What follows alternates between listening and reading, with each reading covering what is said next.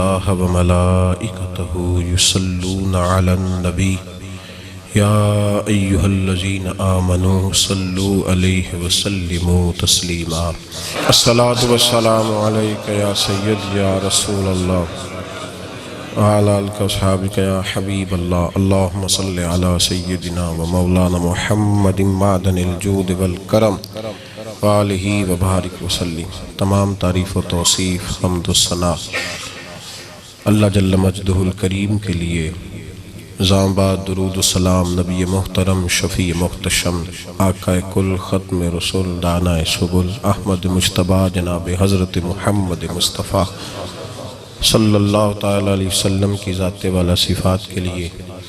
محبوب سبحانی غوث سمدانی شیخ لامکانی حضرت سیدنا شیخ عبدالقادر جیلانی حضور غوث پاک رضی اللہ تعالیٰ عنہ اور اعلیٰ حضرت امام اہل سنت مجدد میت حاضرہ معید ملت طاہرہ صاحب حجت القاہرہ حضرت امام شاہ احمد رضا فاضل بریلوی رحمت اللہ تعالیٰ علیہ، آپ ان دو بزرگوں کے مقدس عرس کی تقریب میں حاضر ہیں۔ اللہ ہمیں ان کا فیض عطا فرمائے۔ اعلیٰ حضرت کے افکار اور نظریات، اس پر میں اپنی بساط کے مطابق گاہے گاہے بات کرتا ہی رہتا ہوں اور کچھ نہ کچھ آپ حضرات کو معلومات دیتا رہتا ہوں، بلکہ خاندان اعلیٰ حضرت بھی، خلفائے اعلیٰ حضرت بھی اور تصنیفات اعلیٰ حضرت بھی، کچھ نہ کوئی بات ہمارے ہاں الحمدللہ چھڑی رہتی ہے۔ چونکہ آج عرس کی تقریب ہے، میں نے کہا تھا جمعے میں بھی کہ ہمیں کچھ لوگوں نے کہا کہ آپ عرس کا نام نہ دیں، آپ نام بھی کوئی اور رکھیں، اس نام کو لوگوں نے بڑا بگاڑ دیا ہے۔ تو میں نے کہا بگڑی ہوئی چیز کو سنوارنا چاہیے کہ بالکل چھوڑ دینا چاہیے؟ تو اس کو سنوارنا چاہیے۔ اب یہ نام تو بڑا خوبصورت ہے، ہمارے بزرگوں کا تجویز کردہ ہے، تو ہم اس کو کیسے چھوڑ دیں؟ نام بھی یہی رہے گا اور انشاءاللہ تعالی اس کی اصل مقاصد کی طرف سفر شروع ہوگا۔ عزیز بھائیوں، عزیز دوستو، یہ عرس کی تقریب ہے اور میں جیسے کہ آپ سے عرض کر رہا ہوں کہ آپ الحمدللہ اپنی مصروفیات چھوڑ کے عین وہ ٹائم جو بڑا مصروف ہے تشریف لائے ہیں، تو اب آپ کو ذرا محب بھی رہنا چاہیے بات کے اندر۔ اب ذرا دائیں بائیں کی سوچیں۔ یہ بات کسی شاعر نے کہی تھی کسی کے لیے، اس نے کہا تھا زندگی میں وہ عجیب لمحہ تھا، وہ میرے ساتھ تھا پر میں تنہا تھا، وہ ساتھ بیٹھا تھا پر حاضر نہیں تھا۔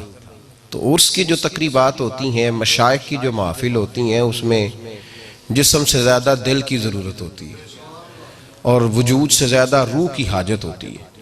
تو ان دو چیزوں کے ساتھ آپ یہاں تشریف رکھیے۔ میرے عزیز دوستو، قرآن مجید سورہ توبہ میں سے میں نے آیت پڑھی ہے۔ اللہ کریم نے فرمایا یا ایھا الذین آمنوا اتقوا اللہ وکونوا مع الصادقین، اے ایمان والو اللہ سے ڈرو اور سچوں کی سنگت اختیار کرو، اچھوں کی صحبت اختیار کرو۔ انسان نیکی شروع کرتا ہے پر نیکی پہ قائم نہیں رہ پاتا جب تک اسے اچھی صحبت میسر نہ آئے۔ لوگ بڑی تیزی کے ساتھ آتے ہیں مذہب کی جانب پر وہ قائم نہیں رہ پاتے، اس لیے کہ کوئی پوچھنے والا نہیں ہوتا، کسی کی ڈیوٹی نہیں لگاتے جو انہیں پوچھے۔ ڈاکٹر جو کہتا ہے نا کہ 15 دن کے بعد آنا، 20 دن کے بعد آنا، تو وہ جاتے پہلا سوال یہ کرتا ہے کہ آپ نے پرہیز کی تھی، دوائی ٹائم پہ لی تھی، میں نے جو احتیاط بتائی تھی وہ آپ نے کی تھی۔ تو ڈاکٹر اور طبیب جو ہوتا ہے اس کا مقصد یہی ہوتا ہے کہ انسان اس کے تجویز کردہ سارے اصولوں پر عمل کرے۔ ہم کوئی روحانی طبیب رکھتے ہی نہیں کہ جو ہمیں پوچھے کہ تو نے نماز پڑھی کہ نہیں، تو مسجد گیا کہ نہیں، کوئی رکھتے ہی نہیں۔ ہمارے بزرگ سینکڑوں اور ہزاروں میل کا سفر کر کے جاتے تھے اور کسی اللہ والے کی صحبت اختیار کرتے تھے۔ چونکہ ہمیں اہمیت نہیں اب ان چیزوں کی، کچھ بد مذہبوں نے حالت خراب کر دی ہے، وہ کہتے ہیں قرآن سنت ہی کافی ہے، حالانکہ خود سندیں اپنے مولویوں سے لیتے ہیں، بیٹھتے جا کے ان کے پاس ہیں اور جھوٹ بولتے ہیں۔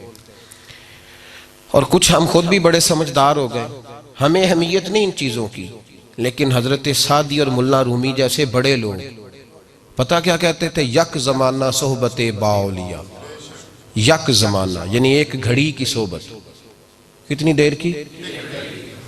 میں نے کہا کہ ہمیں وہ اہمیت ہی نہیں جو بزرگ بیان کرتے ہیں. کہتے ہیں یک زمانہ صحبت باولیاء بہتر از 100 سالہ طاعت بے ریا. فرماتے ہیں بغیر ریاکاری کے 100 سال نفل پڑھنے سے بہتر ہے تو کسی ولی کے پاس ایک لمحہ گزار کے آ جائے.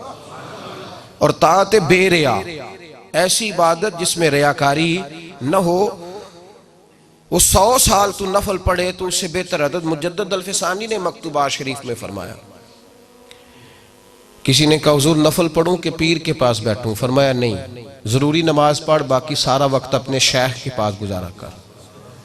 اس نے کہا حضور یہ آپ کیا کہہ رہے ہیں؟ تو آپ فرمانے لگے نفلوں میں تو شیطان تیرا پیچھا کرے گا، وہاں تو شیطان تیرا پیچھا کرے گا، اور جب تک تو شیخ کے پاس رہے گا وہ تجھے ہتھیار عطا کرے گا اس ظالم سے بچنے کی. وہ تیری تربیت کرے گا، وہ تیری نگرانی کرے گا، وہ تیری حفاظت کرے گا. این اس وقت جب گمراہی تیرے قریب آئے گی تو ٹیلی فون کی گھنٹی بج جائے گی اور گویا وہ تجھے بلا لے گا کہ اب آجا لوٹا. تو یاد رکھیں صحبت صلحاء. پیری مریدی چلو ٹھیک ہے، اس کے اندر بڑی قباحتیں آئی ہیں، بڑا اس کے اندر بے چینی اور کرب کا عالم ہے. تو میں اکثر یہ کہتا ہوں کہ کالجوں اور یونیورسٹیوں کے اندر بھی تو نشہ بکتا ہے نا. اب کالج بند تو نہیں کر دیا ہم لوگوں نے. اگر یونیورسٹی میں کالج میں نشہ بکتا ہے تو نشہ بند کیا جائے گا کہ کالج بند کر دیا جائے گا؟ دیکھیں نا میرے عزیز، اگر کوئی ڈاکٹر میڈیکل ریب والوں سے مل کے جعلی دوائی لے کے دیتا ہے، وہ کچھ سہولت لے کر کے غلط دوائی ایڈوائز کرتا ہے اپنے نفع کے لیے، کمپنی سے ملا ہوا ہے، تو اب اس چیز کو بند کیا جائے گا یا یہ شعبہ ہی بند کر دیا جائے گا؟ ہمارا عجیب مسئلہ ہے کہ ہم کہتے ہیں جی یہ بس یہ ختم ہے جی اب کوئی نہیں. تو ٹھیک ہے، آپ دوائی کھانا بھی چھوڑیں، بچے کو کالج پڑھانا بھی چھوڑیں. پھر اب تو لوگ کھانے پینے کی چیزوں میں ملاوٹ کر رہے ہیں تو کھانا پینا بھی بند کر دیں. ملاوٹ ختم کی جاتی ہے بھائی، شعبے نہیں بند کیے جاتے. طریقت کے شعبے میں اگر برے لوگ آ گئے ہیں تو اچھے بھی ہیں، الحمدللہ اچھے بھی. اور میں نے یہ کہا تھا، پھر دہراتا ہوں، اس امت میں ولیوں کا ہونا یہ اس دین کی صداقت کی علامت ہے. اس میں ولی تھے، ولی ہیں، اور قیامت تک انشاءاللہ موجود رہیں گے. اس امت کا وجود اولیاء کے وجود سے خالی نہیں ہوگا، ہوں گے.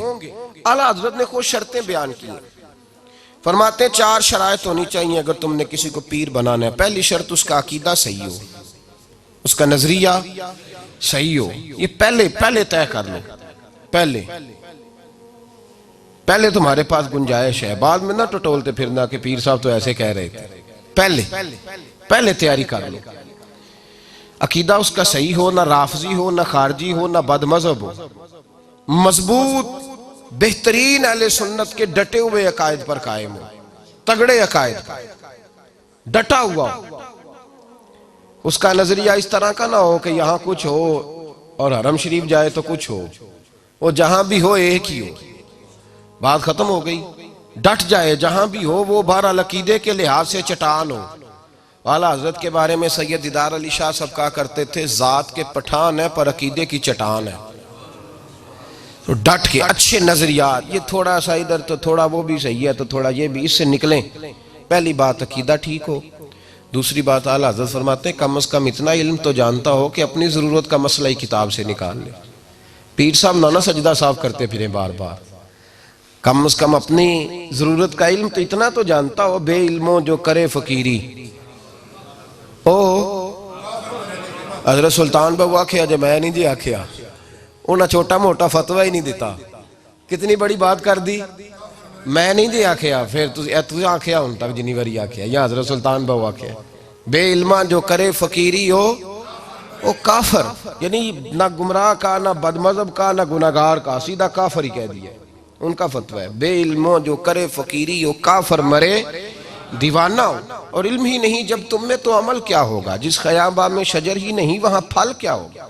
پہلے سیکھ تو لو، جانا کدھر. تو کم از کم اتنا عالم ہو ضرورت کے مسائل. اعلیٰ حضرت کے خلیفہ تھے حاجی لال خان ان کا نام تھا، بہت بڑے زمیندار تھے، جاگیردار تھے. مولا ظفر الدین بہاری صاحب فرمایا کرتے اعلیٰ حضرت نے خلافت دے دی. تو ہم نے کہا کہ یہ تو کبھی مدرسے بیٹھا ہی نہیں، آیا ہی نہیں، تو اس کو خلافت مل گئی ہے. تو کہا کہ ایک دن ہم ایک مسئلے میں بحث کر رہے تھے، گفتگو ہو رہی تھی، تو ہم سے حل ہی نہ ہو. تو حاجی لال خان صاحب کہنے لگے جاؤ فتاوی رضویہ کی 4تھی جلد اٹھا کے لاؤ، میں تمہیں نکال کے دکھاتا ہوں کہاں لکھا